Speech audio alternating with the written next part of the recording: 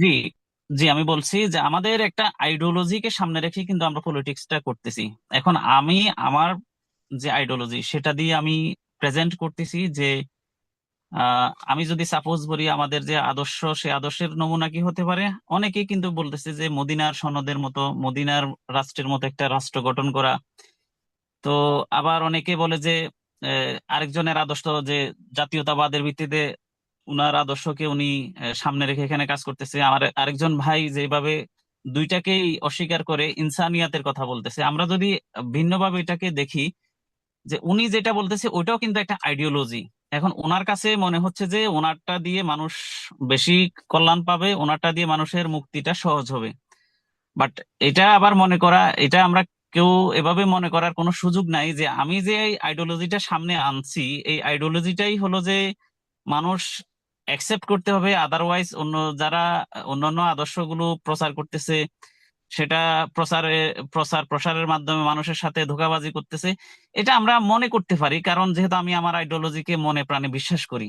বাস্তবতা হচ্ছে যে না, এই যে এখানে আপনি যে একটা এখানে হচ্ছে কি, আপনি যে একটা রফিক সাহেব, আপনি যে এখানে একটা এখানে আমাকে এটা প্রশ্ন হয় করলেন না যে ভাই। সেম বিশ্ববিদ্যালয় আইডিওলজিতে ক্যাম্পাসগুলোতে। সবাইকে কানেক্ট করা যায়। কোন আইডিওলজি? আপনি যখন একটা আমাদের মানে আপনি যখন মানুষ বলতেছেন তখন সবাইকে রিপ্রেজেন্ট করছেন, কিন্তু যখন একটা এক ধর্মের নিয়ে আসতেছেন বাকি সবাইকে ইগনোর করছেন। এখানে আইডিওলজিটার পার্থক্য এই জায়গাতে।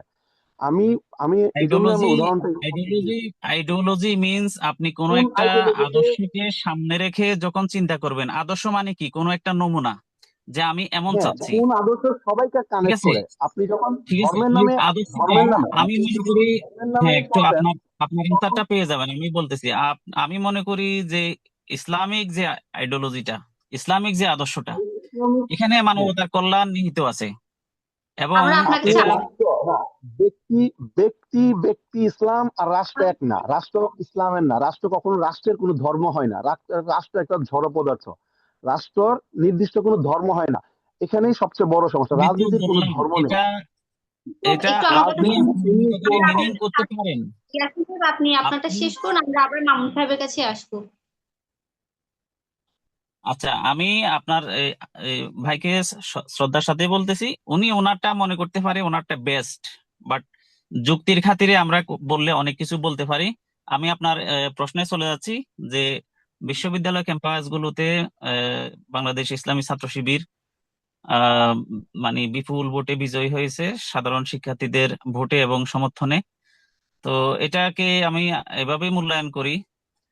ইসলামী ছাত্র শিবির ছাত্র সমাজের কাছে যে আহ্বানগুলো নিয়ে আসছে, ইসলামী ছাত্র শিবির এই ছাত্র সমাজের যে সংস্কারের জন্য কাজ করতে চাচ্ছে, ইসলামী ছাত্র শিবির যে আইডিওলজি নিয়ে সাধারণ শিক্ষার্থীদের কাছে ছুটে যাচ্ছে, এটা সাধারণ শিক্ষার্থীগুলো সাধারণ শিক্ষার্থীরা এটা চমৎকার ভাবে গ্রহণ করেছে। এবং মানুষের একজন প্রকৃতপক্ষে একজন মানুষ হয়ে ওঠার জন্য যে আদর্শের প্র্যাকটিস গুলো প্রয়োজন, মানুষের ভিতরে যে একটা নমনীয় আচরণ থাকা প্রয়োজন, মানুষের প্রতি মানুষের যে সহযোগী মনোভাব থাকা প্রয়োজন, মানুষের প্রতি মানুষের যে রেসপেক্ট এবং মানুষের যে ডিগনিটি রক্ষা করে চলা প্রয়োজন, এই জিনিসগুলো ক্যাম্পাসে ইসলামী ছাত্র শিবির তাদের আইডিওলজি দিয়ে কিছুটা নমুনা দেখাতে পেরেছে, যার কারণে তাদের আচার ব্যবহার কর্মকাণ্ড এবং তাদের লক্ষ্য উদ্দেশ্যকে দেখে সাধারণ শিক্ষার্থীরা চমৎকার ভাবে এটা গ্রহণ করেছে। এবং কি এই প্রভাবটা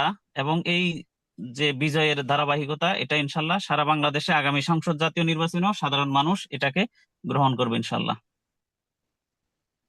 ধন্যবাদ। আমি আবার ফিরে যাচ্ছি আমাদের অতিথি জনাব মামুন সাহেবের কাছে। মামুন সাহেব, আমার প্রশ্ন আপনার কাছে। আমরা দেখছি বড় রাজনৈতিক দল বিএনপির মনোনয়নে তেমন নারী প্রার্থী নেই। ইসলামিক দলগুলো নারীদের নেতৃত্ব আনতে চায় না। নবগঠিত এনসিপি যেমন সম্প্রতি নারী নেতৃত্বস্থানীয় নারীরা পদত্যাগ করেছে। সেই ক্ষেত্রে নারীর নেতৃত্ব ও অংশগ্রহণের ক্ষেত্রে ইনসেনেট বিপ্লবের অবস্থান কি, অথবা ইনসেনেট বিপ্লব থেকে কি কোনো নারী প্রার্থী অংশগ্রহণ করছে কিনা, খুবই সংক্ষেপে। না, ধন্যবাদ আপনাকে। আমাদের আমাদের কার্যনির্বাহী পরিষদের কয়েকজন নারী আছেন। কয়েকজন, আমরা নারী বলি না, আমরা বলি মা বোন। আমরা মা বোনদের অধিকার, স্বাধীনতা, নিরাপত্তা 100% নিশ্চয়তা করি, এবং এই জন্য আমরা মা বোন হিসাবে মূল্যায়ন করার আগে আমরা মানুষ হিসেবে মূল্যায়ন করি। আমরা যদি মানুষ হিসেবে মূল্যায়ন করি, প্রত্যেকে তার তার অধিকার, স্বাধীনতা, নিরাপত্তা অটোমেটিকলি পাবে। সেখানে তার বাহ্যিক অবয়ব, সে মা, বোন কিংবা ভাই, সেটা তার মেধার ভিত্তিতে, তার কাজের ভিত্তিতে অবশ্যই সে কি পাবে, তার অবশ্যই অবশ্যই অবশ্যই আমরা প্রত্যেকটা মা বোন কি হয়, তার আমাদের ইনসানিয়ত বিপ্লব প্রত্যেকটা মা বোনদের নিরাপত্তা নিশ্চয়তার জন্য ওদেরকে আমাদের কার্যনির্বাহী পরিষদ থেকে আমাদের প্রতিটা পর্যায়ে, প্রত্যেকটা ক্ষেত্রে আমাদের কি আছে না, একদম টপ লেভেল থেকে একদম মাঠ পর্যায়ে পর্যন্ত আমরা প্রত্যেক জায়গায় আমাদের মা বোনদের অংশগ্রহণ আছে, এবং কার্যনির্বাহী পরিষদ, স্থায়ী পরিষদ, সদস্য, সবকিছুতেই। জি, ধন্যবাদ। আম, আমি চলে যাচ্ছি আমাদের জনাব ইয়াসিন আরাফাত সাহেবের কাছে আবার। আপনার কাছে আমার প্রশ্ন, জামাতে ইসলামী সহ সকল ধর্মভিত্তিক রাজনৈতিক দলে নেতৃত্ব কাঠামোর নারীর অংশগ্রহণ কম, কারণ কি এবং এর পরিবর্তনের কোনো সম্ভাবনা আছে কিনা? আচ্ছা, এইখানে আমি একটু আপনার যে প্রশ্ন, সে প্রশ্নে আমি কারেকশন দিচ্ছি যে বাংলাদেশ জামাত ইসলামী নারী নেতৃত্বকে কখনো অস্বীকার করে না। বাংলাদেশ জামাত ইসলামী, কারণ নারীরা যাতে কোনোভাবে সমাজের কোনো ক্ষেত্রে অংশগ্রহণে এবং রাজনৈতিক অঙ্গনে তাদের অংশগ্রহণে কোনোভাবে যাতে পিছিয়ে না থাকে, বাংলাদেশে একমাত্র জামাত ইসলামী নারীদের জন্য মহিলা বিভাগ আলাদা করে সেখানে নারীদের স্বতঃস্ফূর্ত অংশগ্রহণ, একজন পুরুষ যেভাবে আপনার আহ, বিভিন্ন সম্পাদক থাকবে, নারীরাও যাতে কোনো একটা বিভাগ থেকে বিরত না থাকে এবং তাদের অংশগ্রহণের রেশিওটা যাতে কম না হয়, জামাত ইসলামী এই এজেন্ডা নিয়ে কাজ করতেছে। কারণ হলো যে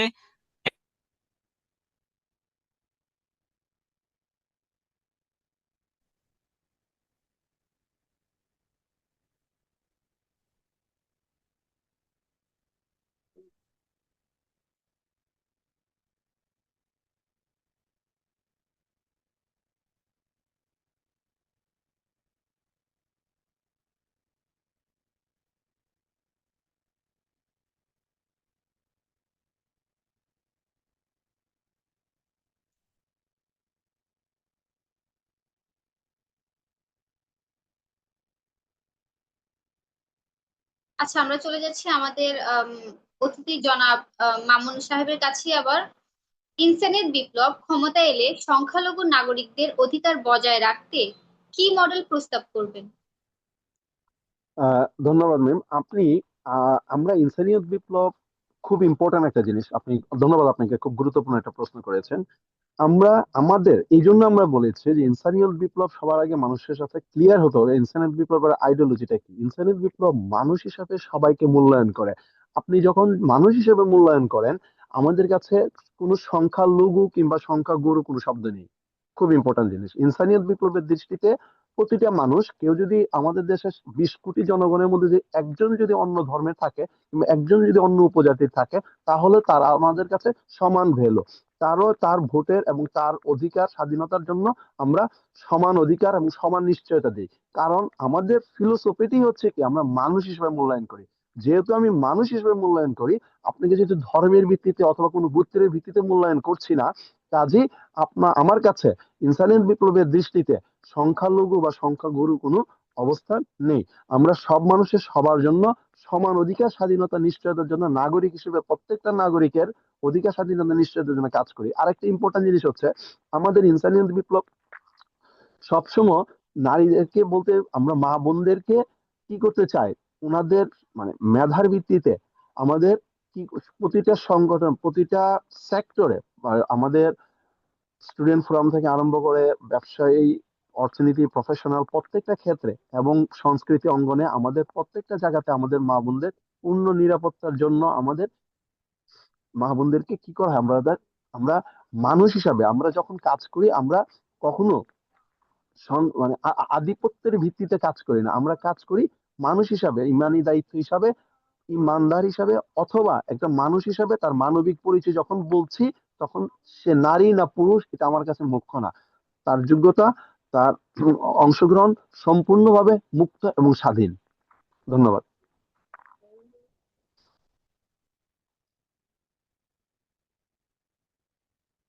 আচ্ছা, আমি আবার আমাদের জনাব মামুন সাহেবের কাছে প্রশ্ন করছি। বাংলাদেশের ইতিহাস ও আদর্শ নিয়ে, বিশেষ করে ৭১ নিয়ে প্রজন্মের প্রশ্ন। ৭১ আসলে কার, বাংলাদেশের নাকি ভারতের? আমি একাত্তরকে আমাদের ৭১ নিয়ে কথা বলতে হলে আমরা সত্য এবং মানে প্রেক্ষাপটের ভিত্তিতে পৃথিবীর সবকিছু মূল্যায়িত হবে সময়ের পরিপ্রেক্ষিতে। ৭১-এর যে সময় ছিল ওই সময়ের পরিপ্রেক্ষিতে আমরা আমরা যখন নির্যাতিত নিপীড়িত হচ্ছিলাম তখন আপামর মানুষের চাওয়াটা কি ছিল, আপামর মানুষটাই সেখান থেকে মুক্ত হতে চেয়েছিল, সেখান থেকে মুক্ত হওয়ার জন্য যেটা করেছিল সেটা বাংলাদেশের ছিল। তো এই জন্য আমরা মনে করি এটা বাংলাদেশের। আম, জনাব মামুন সাহেবের কাছে আমার আবার প্রশ্ন, ধর্ম, জাতীয়তা, নাগরিকতা ও মানবিক মূল্যবোধ একসাথে কিভাবে রাজনৈতিকভাবে রাখা যায়? ধর্ম, আমি আবার জাতীয়তা, বলছি, ধর্ম, নাগরিকতা ও মানবিক মূল্যবোধ একসাথে কিভাবে রাজনৈতিকভাবে রাখা যায়? দেখুন, মানবিক মূল্যবোধ যখন কথাটা বলতে চাচ্ছি তখন এটার মধ্যে ধর্মীয় মূল্যবোধ আসছে। তো ধর্মীয় মূল্যবোধ আমরা, যেমন আমি যদি আপনাকে সহজ ভাবে বলি, যেমন প্রত্যেকটা ধর্ম কিছু মানবিক মূল্যবোধ থাকে। অনেক সময় ধর্মের অপব্যাখ্যার কারণে ধর্মের কি হয়, ধর্মের অপব্যাখ্যার মাধ্যমে অথবা যিনারা ধর্ম পালন করছেন ওনাদের ধর্মের মিসলিডিং এর কারণে ধর্মের মধ্যে কিছু মানবতার বিরুদ্ধ কোনো কিছু অ্যাড হয় অনেক সময়। এটা কেন হয়? এটা ধর্ম না বোঝা অথবা ধর্মের মিসলিডিং এর মাধ্যমে, যেটা আমাদের মুসলমানের ইসলামের মধ্যে দেখতে পারবেন, ইসলামের বাইরেও দেখতে পারবেন। যেমন ইসলামের মধ্যে কেমন আছে, যেমন আমরা দেখতে পাচ্ছি আফগানিস্তানে তালেবানে অথবা আইসিস এর মধ্যে দেখেছি তারা কি করেছে, আল্লাহ আকবর করলে মানুষ জবাই করছে। তো এটা তো ইসলাম এলাও করে না। এই যে ধর্ম নাম নিচ্ছে ইসলামের, কিন্তু আল্লাহ আকবর করে সে কি করছে, আল্লাহ তাআলা যেটাকে না করেছে সেটা করছে। যেটা বাংলাদেশে দেখছি, আল্লাহ আকবর করে কি করেছে, ইয়া থেকে কবর থেকে লাশ তুলে পুড়িয়ে ফেলছে। আমরা আল্লাহ আকবর করে তারা কি করেছে, আল্লাহ আকবার ধ্বনি দিয়ে আমরা দেখি দীপুকে কি করেছে, পিটিয়ে আহ, ঝুলিয়ে পুড়িয়ে মেরে ফেলেছে। তাহলে এটা ধর্মের নামে করেছে, এটা ধর্মের মানবিক মূল্যবোধকে কি করে না, মূল্যায়ন করে না। এটা ধর্মের নামে অধর্ম, উগ্রবাদ। তো আমরা যখন ধর্মীয় মূল্যবোধ, আমরা যখন ধর্ম রাজনীতির ক্ষেত্রে আমরা যখন মূল্যবোধের কথা বলবো, তখন আমাদের ধর্মের মানবিক মূল্যবোধ হিন্দুর মধ্যেও আছে, যে মানে মানে বোনদেরকে হাজবেন্ড মারা যাওয়ার পর যে পুড়িয়ে ফেলার যে রীতিটা ছিল, এটা ধর্মের সাথে মানবিক মূল্যবোধের হয় না। এটা ধর্মের মানবিক মূল্যবোধ আসতে হবে। শুধু ধর্ম বলবে যা ইচ্ছা তা করবে, এটা হবে না। ধর্মটা মানবিক মূল্যবোধকে কানেক্ট করে কিনা। একটা মানুষকে পুড়িয়ে ফেলা বিকজ অফ তার হাজবেন্ড মারা গিয়েছে, এটা কি কোনো মানবতার মধ্যে পড়ে কিনা?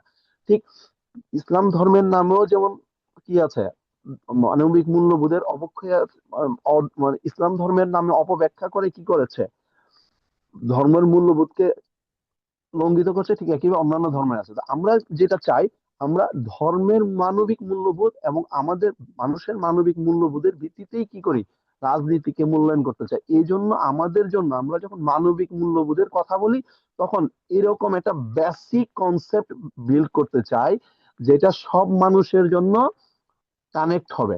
যেমন সত্য বলা ইসলাম ধর্মের জন্য যেমন ঠিক, হিন্দু ধর্মের জন্য ঠিক, যে কোনো ধর্মের যে কোনো মানুষ এবং নাস্তিকের জন্য ঠিক। তাহলে এই যে সত্য এবং সত্যটাকে সত্য প্রতিষ্ঠা করা, এবং এমন এমন একটা জাজমেন্টের জায়গাতে আসা, এমন একটা বিচার ব্যবস্থা, এমন একটা রাজনৈতিক ব্যবস্থা, এমন একটা বিশ্ব ব্যবস্থা যেটা সব মানুষকে কানেক্ট করবে, কমন বেসিক ফান্ডামেন্টালের ভিত্তিতে হবে। ধন্যবাদ।